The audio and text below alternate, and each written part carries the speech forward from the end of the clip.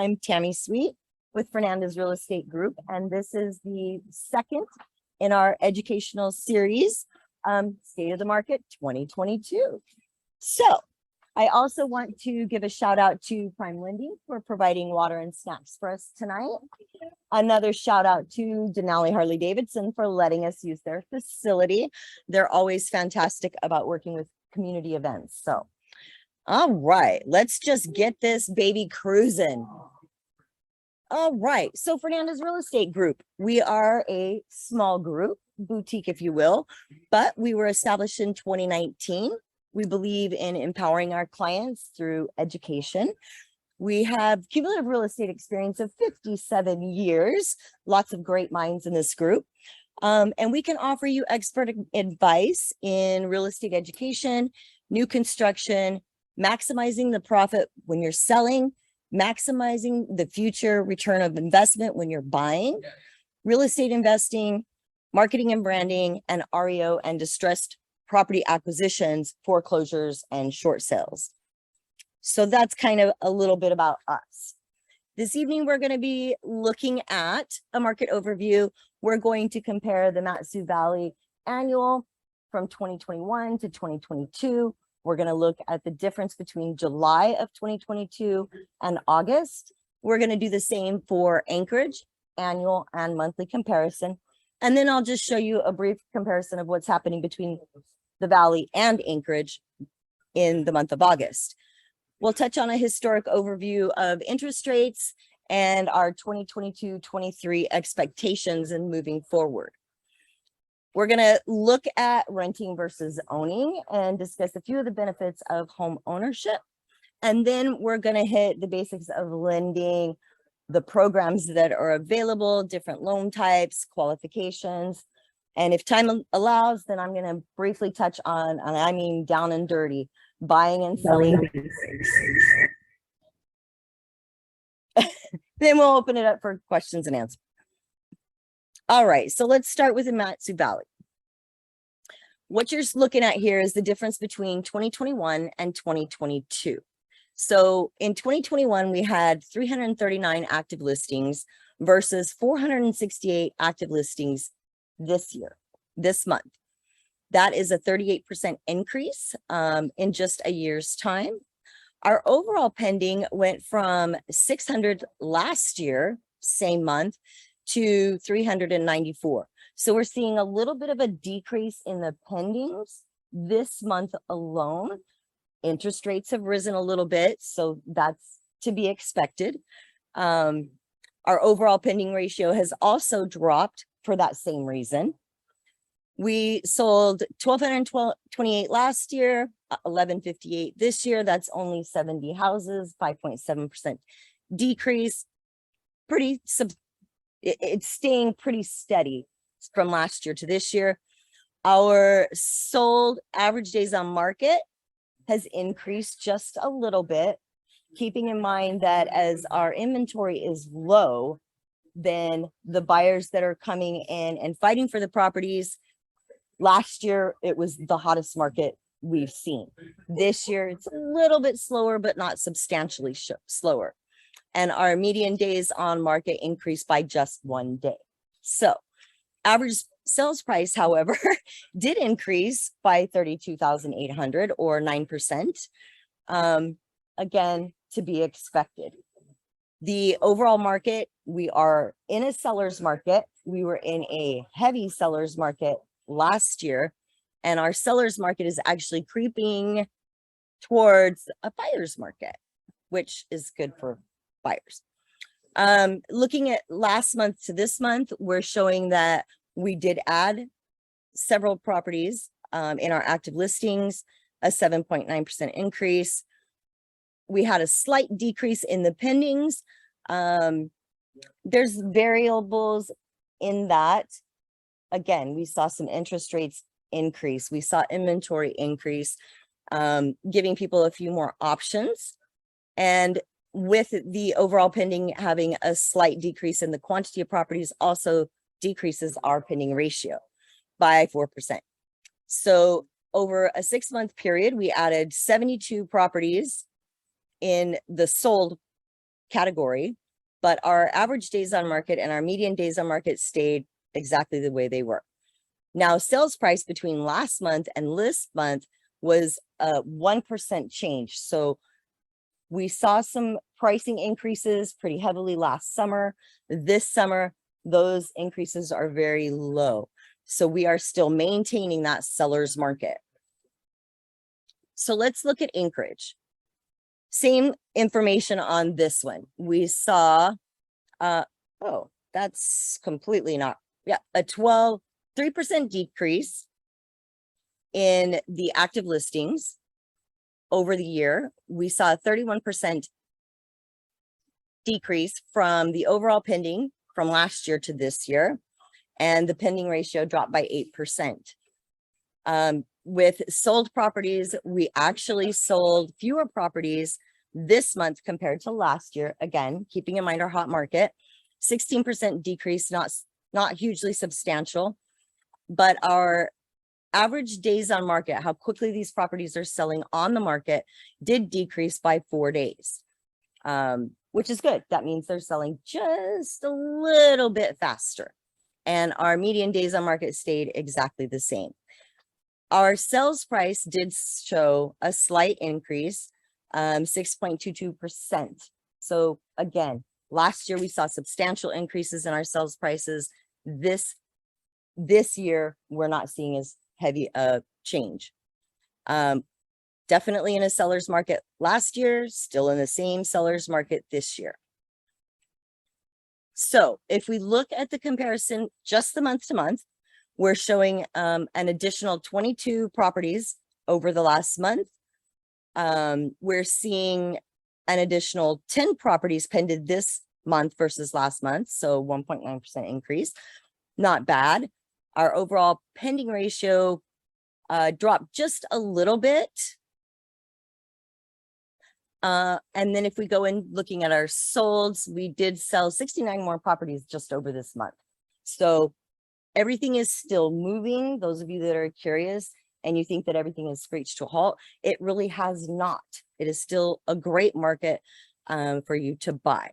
Our average sales price over the last month only changed by $5,000, and we are still sitting in this lovely seller's market.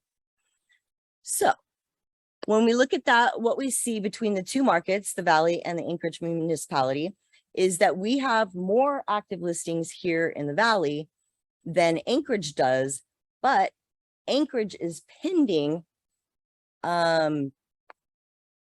more properties than we are. Tells me just a little bit, those are our Anchorage folks moving out here to the Valley so they can get more bang for their buck. So our pending ratio matches with our overall pendings. Anchorage is pending a little bit faster than we are. They've sold more in the last 6, but and they are selling faster. So Anchorage inventory is incredibly low. That means everything is competitive.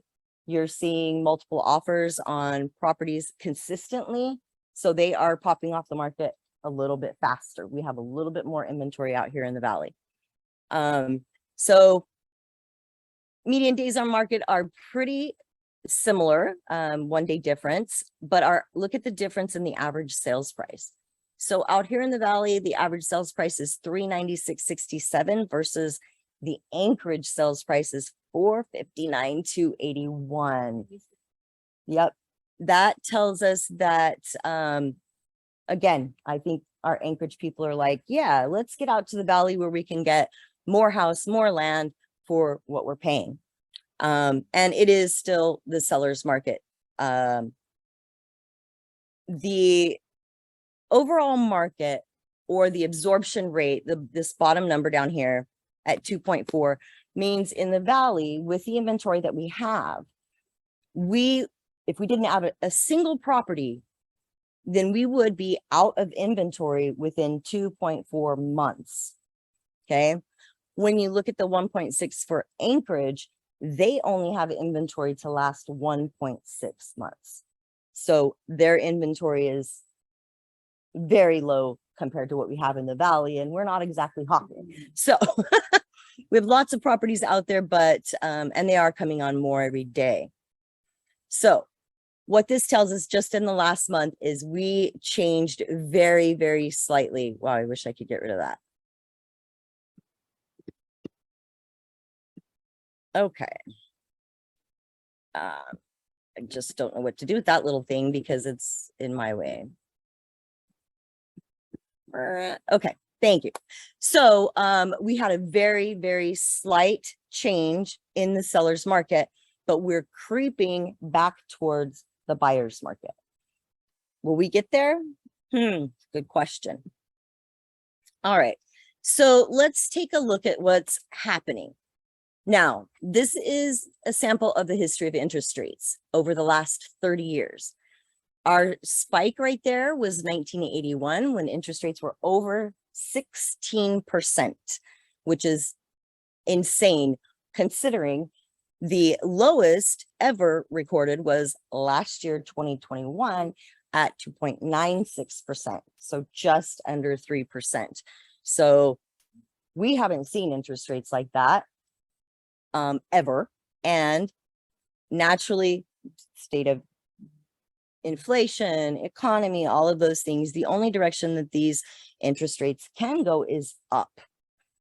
But what we're looking at for the upcoming year, which as you speak to people throughout the market, everybody's very hesitant to label anything specifically because it is very volatile right now. Last year, our rents increased, and we're talking about Alaska, by 14.2% over the last year. They anticipate, and they being market experts, that the increases will continue and will remain above 5% for the following year. Our demand has slightly decreased over the last year, but they do believe that we will maintain a steady housing market, that we may see a slight decrease based on some of the interest rates, but that the economy itself will hold strong and demand will still be, make this a really good market. Our inventory was historically low last year, which was historically low the year before. We just have a lot of buyers coming in and not necessarily the inventory to match. Again, that's part of what's keeping our market where every offer is going into multi-offer or competitive market rate. So, the inventory increase over the next year, our prices are slowly coming down. Interest rates have increased by over 2 points. That's in the last few months, to be honest, but in the last year. They anticipate that it will continue to increase slightly through the end of the year, but then it will level out. It's going to stay between 5 and 7%. Thank you. I love it. So we expect that the housing market will remain robust. It's still a good time to buy. Our interest rates are not horrific. 5 to 7% is still a very, very good interest rate, and it still leaves you with a great opportunity for investment. So there's that. So now let's roll into renting and owning. How many renters do we have in the crowd? All right. Yeah. So we have a few. All right. So let's look at renting. Can increase your rent. You're technically paying the landlord's mortgage. You are going to have to wait for the landlord to hire or come in and make any repairs or maintenance. We've all heard the horror stories of I haven't had heat in a week and they'll get to me when they can. Some repairs that you might make for yourself, you may not necessarily get reimbursed for. Renting a property is temporary. You're not going to develop any home equity, and that property is as is. You don't get the choice to modify it, and you may suffer consequences if you choose to do so or lose your security deposit. When you own your home, you lock in on that 30-year loan. You're going to know what your payment's going to be consistently. It stays right there unless you take action to refinance, lower your payment, or something along those lines. You are investing in yourself. For repairs, we have a wonderful home warranty options, $500 for the year. And it may not cover all of the repairs, but it will definitely help with repair costs. So say you buy a property, the heat goes out, you have a home warranty, you know that you're not going to have to pay the full $8,000 to $10,000 to repair that. You have a warranty that's going to help you with that. I'm hearing sometimes that, well, if I buy the house, then I'm stuck in Alaska. Well, not necessarily, because guess what? We have very low rental inventory, so you can always turn it into a rental and keep your mortgage paid that way. Owning your own home is a long-term investment that allows you to build wealth over time. You can have the freedom to make any decisions about style, about upgrade, and it's your pride of ownership. The other plus to owning is that rent does not necessarily report on your credit, whereas when you own your home, that house payment definitely goes on your credit score and can give you a great boost for on-time payments. All right, so I pulled these two and they are in the MLS right now, two comparable properties, and I tried to get them as close as I could. Yes, it is. It's for sale right now. Yep. So, and that is so the home that's for sale is for $350,000. So your monthly rent on this one is $2,100, 1,150 square feet, 3-bedroom, 2-bath, 0.46, just under half acre with a 1-car garage, $2,100 a month. With your initial cost, you're going to have to pay that security deposit, probably a non-refundable pet fee. And will you get that money back? Maybe when you decide to stop renting. It will depend on the landlord and if they believe that any of the damages were your fault. So you're paying $24,000 in a year towards your landlord's mortgage. On the same house, it's $2,252 a month for your payment. It's a little bit more, $150 a month. But for that,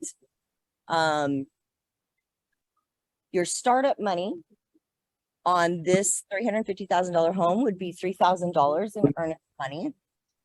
Your earnest money is credited towards the loan once the sale completes. During the process of purchasing the home, there's two other things that you want to do, usually a home inspection within the first week of the process. So you've received an accepted offer and you want to do a home inspection, that's $500 out of your. Can you do me a favor? Can you just click on this Zoom link? Oh, wait. Okay. And the other one is within about a month after we've negotiated repairs on a property, then you're going to need to put forward some money, $850 appraisal. So these are kind of your startup cash. They're not, sorry, they're not necessarily items that you're not going to be able to get back. So on your appraisal, it's pretty standard here in Alaska to ask the seller to hold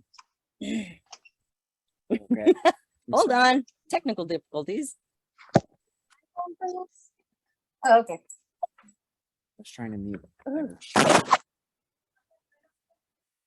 Okay.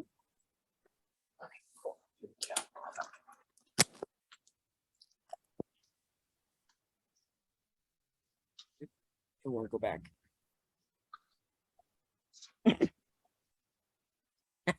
You could escape. Okay. Well, can I go back this way? I don't. Okay. Sorry, guys. Hold on a second.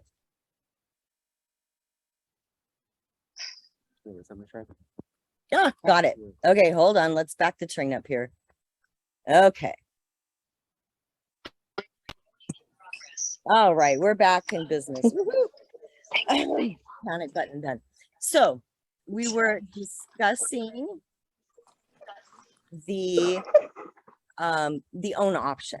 So that's some of the money that you're going to put forward. Now, will you owe a down payment? It's going to completely depend on what type of loan option you go with. And that's something that we would have you discuss with the lender. But in the same year of owning your I own don't know how to home, mute it.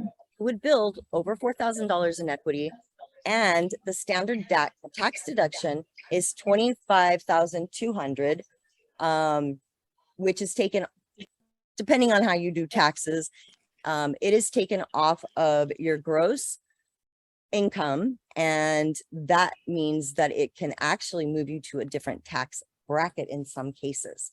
So people don't really realize that there is a tax deduction there. You've built $4,000 in equity in just your first year, and it is one of the safest investments there are. So we're talking about interest rates. What happens when the interest rates increase to my buying power? This is a really good representation. So at 350,000, 5% interest is $1,878. Now, as the interest rates increase along this, if you maintain that $350,000 property, you reach the 5.75%, 3/4 of a point increase, and your payment would increase to $2,042. If you're insistent on maintaining that $1,878 a month payment, then with a 3/4% increase in interest rates, your buying power is going to drop down to a $322,000 property. So that shows you the difference between what's happening when these interest rates are going up. Here's another amount. Example, this one is at 300,000. Again, 300,000 at 5% is only $1,610 a month.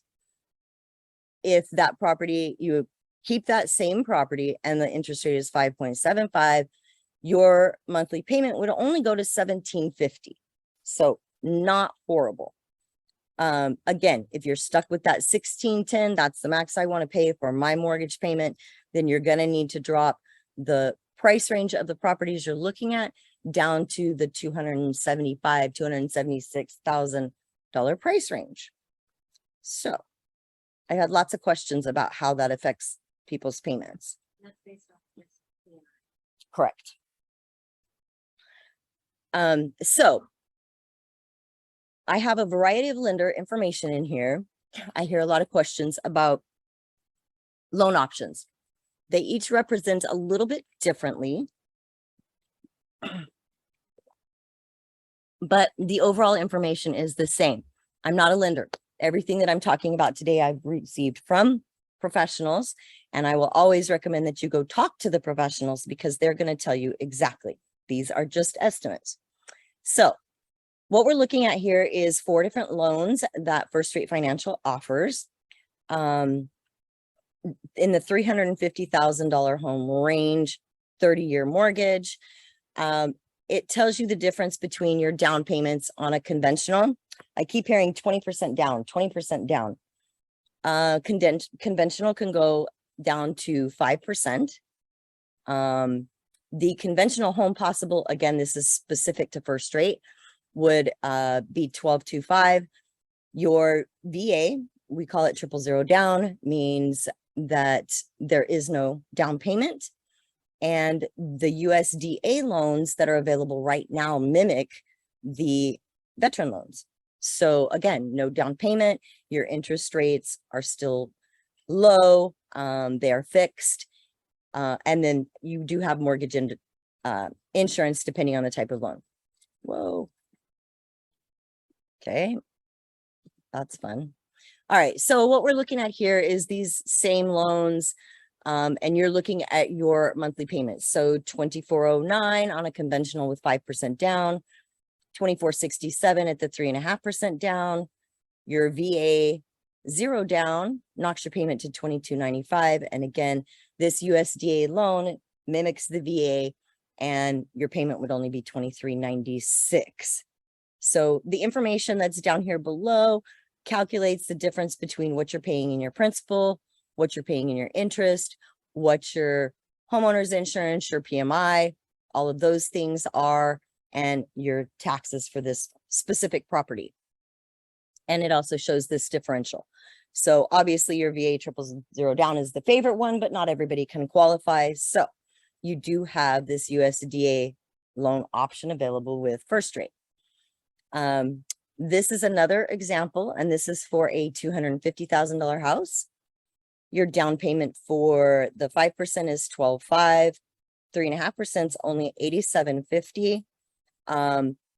There is not the USDA, so it would be an FHA at 3.5% down, and that would show you what your rates are with the different types of loans.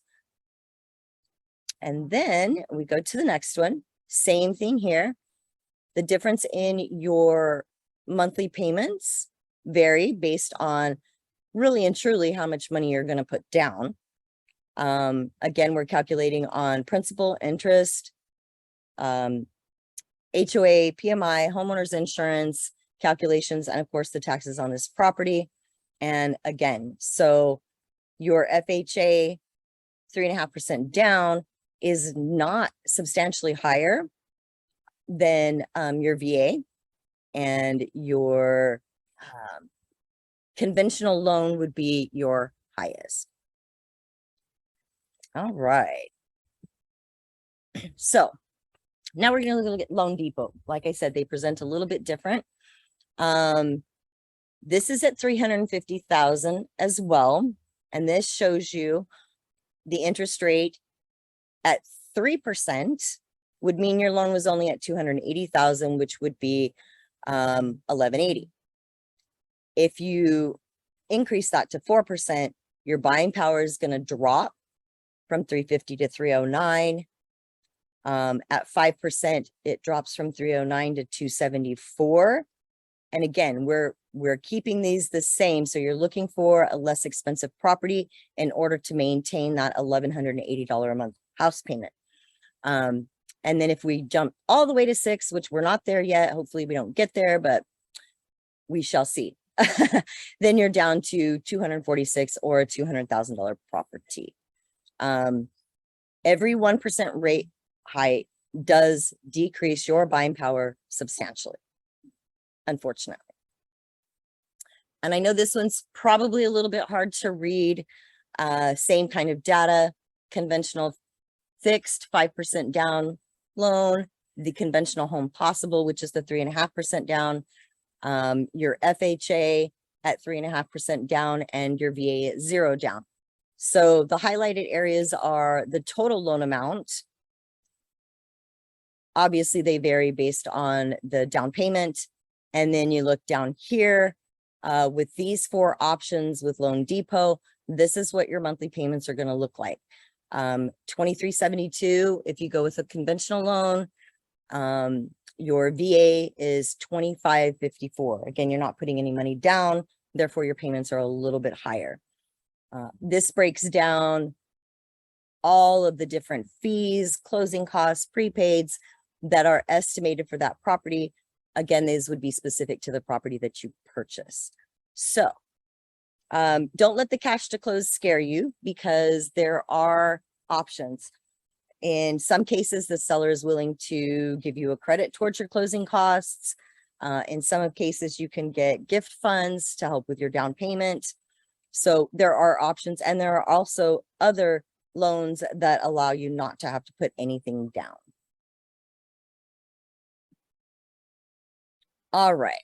So again, now we're shifting over to prime lending. They're conventional loans, very straightforward. You have to have really good credit for that, as little as 3 to 5% down. When you're looking at an FHA loan, you can do that with a little less upfront cash and with a little bit lower credit score. keeping in mind that when you're actually doing your very own loan, then your credit score will contribute to your interest rate as well as your debt to income.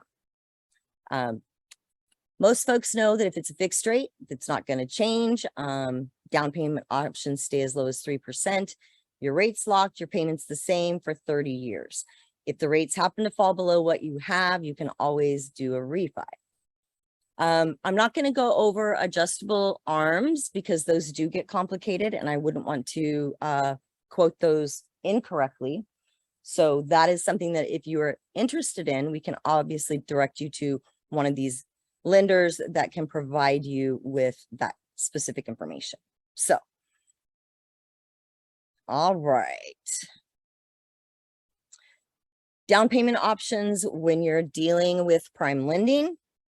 Your FHA will allow a lower minimum credit score, a lower down payment, and it's insured by Federal Housing Administration. Your VA is guaranteed by the U.S. Department of Veteran Affairs, and you can finance 100% of the home. There's no down payment or mortgage premiums required. For USDA, that's for home buyers that need some assistance, those in rural areas, sometimes in suburban areas when you have lower income. These are great loans, no down payment. You can roll your closing costs into the loan as long as you qualify. They have home ready loans where you can use additional income sources. And you can also use funds for your down payment. They're called gift funds. So those get as low as 3%. Freddie Mac's Home Possible, similar to some of the other lenders' options. Again, your down payment can be funded with a gift or a grant. They maintain at 3%. And your Neighborhood Edge, which is a closing cost assistance specific to prime lending, they offer up to $1,500 additional in closing cost assistance in certain states. So the down payment on those does vary. Sorry about that. I'm not kidding about electronics. All right. So another couple of options that prime lending offers, which I believe are huge. One of them is a prime lending renovation loan. That allows you to purchase a home that needs some repairs. It may knock you out of another loan. Let's say, for example, the heating system needs to be repaired, knocks you out of other loans. With a renovation loan, you can roll the cost of getting the heating system repaired into the home, and then it will, the total cost of the home will be after repairs are complete. They do give you a year, depending on the type of loan for the renovations and the type of renovation. They're usually timed. So, but it keeps all of your loan information into one package. They also offer a new construction option. Same type of thing. You get your lot, you get your house, and the loan can be rolled into one temporary loan to complete the build. And then that gets rolled over into your specific mortgage once that is complete. And they do regular disbursements to help keep from having any delays with building, and you don't pay any interest until those funds are withdrawn during the construction process. So if you're thinking about one of those, prime lending has some great choices. And Griffin, thank you very much for providing our snacks. We can put you in touch with him if you would like to find out more. All right, we are doing okay on time. We're going to hustle right through these. This is the down and dirty on buying basics. How do I start? I want to buy a house. What do I do? Look at your finances. You need to know how much you can afford on a monthly basis at a minimum. The second step is to find a reliable real estate agent. Hey, FREG, we're here for you. We're going to help you with every step along the way. We're going to guide you and make sure that you understand the process and that it goes as smoothly as possible. We're going to help you find a good lender and get you pre-approved. we have options, as you've seen. The next step, once we have our pre-approval, is to narrow your options. That means we get to go house hunting, and that's a lot of fun, sometimes considered to be the hardest part. When we're ready to make an offer on the house, you've picked one, you're qualified, all of those great things. What you're going to need to start that is earnest money. That is the fiduciary responsibility. If we didn't have earnest money, people would be throwing offers out right and left and then pulling them and saying, oh, never mind, I changed my mind. I can put an offer on 3 or 4 houses. So this keeps everything orderly. People don't want to put money down on multiple homes and then be obligated to purchase them and lose all that money.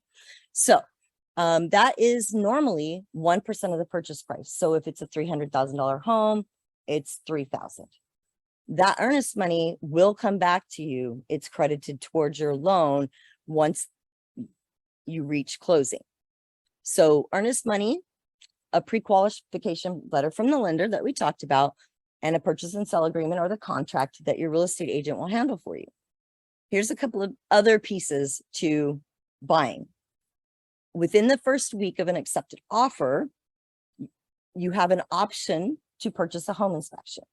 Those are in about $500, and those are a buyer cost. Once you have the home inspection, you negotiate through the repairs with your real estate agent. The lender is going to need to order the appraisal.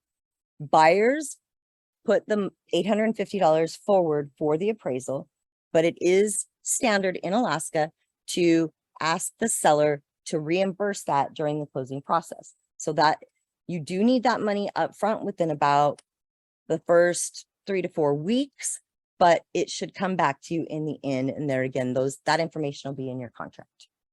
Okay. So that is the very basic. If you want step-by-step, more information, we would be more than happy to sit down with you or do a Zoom call and go over it step-by-step. But that is the very basics. All right, selling, just in case we have some sellers out there. Inventory is low. It's still a great time to sell. So if you think you might want to sell, the first thing you're wanting to do is find a reliable real estate agent. Fernandez Real Estate Group has several. Any reliable real estate agent should provide you with a comparable market analysis. That's going to tell you what the home is going to be priced at in comparison to properties that have closed in the last year. And we're also going to price it based on what's happening actively in the market right now. What is our active competition? Another thing you might want to find out when you're looking at selling is go ahead and find out how much you owe on that property, because knowing how much you owe allows your real estate agent to determine what your net profit's going to be if the house sells at whatever price we set. Thinking about selling, let's do some decluttering. Let's do some depersonalization. Touch up some paint, some loose handles, those little nitnoid things that we know exist and we just haven't got around to it. Odors in homes can be overwhelming. So you want to do that. Obviously, keep the property clean. Consider your curb appeal when you're looking at that. When we say declutter and depersonalize, if you notice, I did not put renovations on there because not all renovations are going to give you a dollar for dollar return. And some of those items may not necessarily need to be done in order for the home to sell. So you find your real estate agent, they're going to help you set your price. They're going to answer the renovation questions. We're going to do your marketing, set your showings. We're going to do all of your paperwork, all of your negotiations, all of your scheduling, whether it's scheduling individuals to come in for showings, whether it is scheduling to have your well and septic tests done. If we're going to monitor and make sure that the appraisal is ordered on time and make sure that everything follows suit so that you have the easiest selling process possible. We want to make it nice and easy for you. So there again, that is the down and dirty. There's a lot more to it, but if you're thinking about selling, this is where you need to start. Okay. All right, guys. I think that that's a wrap on my slides. Do we have any questions?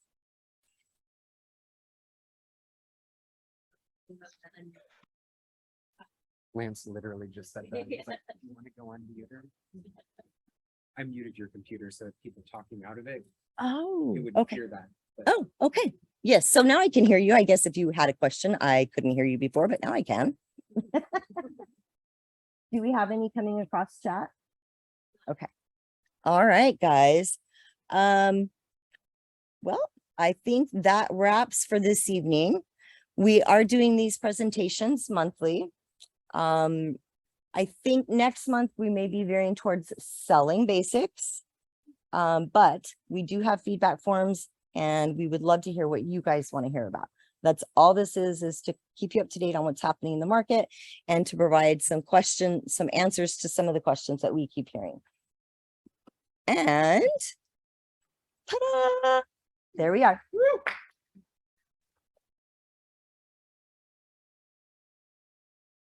So all of you that joined us on Zoom, thank you so very much. And we also want to thank everybody that came and joined us this evening in person.